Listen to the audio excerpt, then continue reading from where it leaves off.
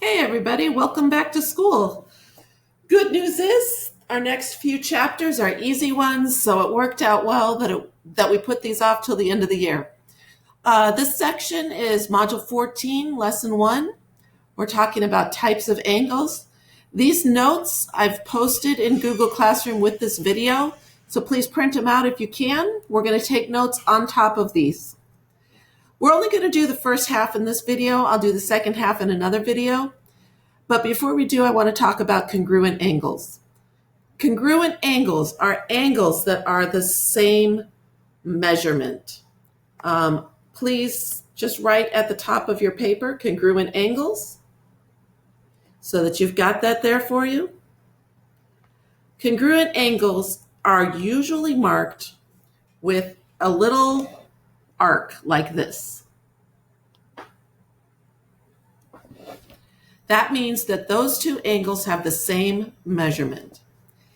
If there's more than one angle, for instance, in this picture, there's about 4 angles. There's not about 4 angles. There are 4 angles. This one is congruent to this one, so I'd put 1 arc. This one is congruent to this one, so I'd put 2 arcs. And those look horrible, so I'm going to erase them and redraw it for you. And I've got this handy dandy tool right here. Isn't that nifty? Okay, so this one is congruent to this one. They both have 1 arc. That means they're congruent. This one is congruent to this one. They have 2 arcs. I did them in different colors for you, but they don't have to be in different colors. If they have the same number of arcs, it means that the angles are congruent. All right, let's look at complementary angles. Complementary angles have, if you add up the measure of both angles, it'll add up to 45. Now, we don't have measurements for this one, but it kind of looks to me like this is 45 degrees, and this is 45 degrees. 45 plus 45 is 90, so these are complementary angles. To help you remember the word complementary, remember that it starts with a C, just like the word corner.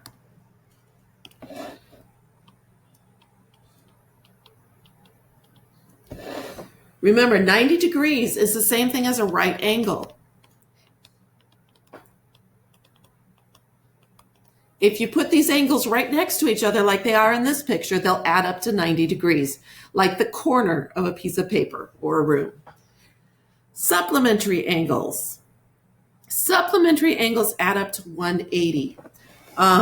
They're sometimes called straight angles.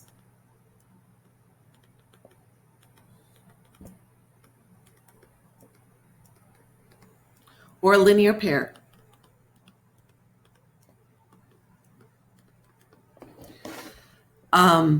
Supplementary just means that they add up to 180 degrees. They aren't necessarily on the same line like the one in the picture. However, straight angles and linear pairs are all on the same line like this one. See, both of them are on this line right here. That makes them straight angles and a linear pair.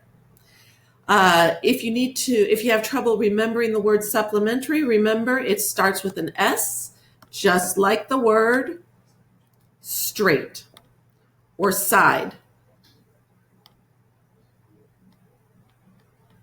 Most of my students remember it as straight, but I like to think of it as side because you have the corner of a piece of paper, the side of a piece of paper. Complementary, supplementary. Do whatever works for you though. Incidentally, is anybody cold? I'm kind of cold in here. Oh, that's okay. You should go in the corner. It's 90 degrees there. Just kidding. Okay, vertical angles. That's a lot funnier when I have an actual audience. Vertical angles are across from each other. So if you'll notice in this picture right here, these 2 angles, these 2 lines form 4 angles. Angle 2 and 3 are across from each other. They form 2 V's, so to speak.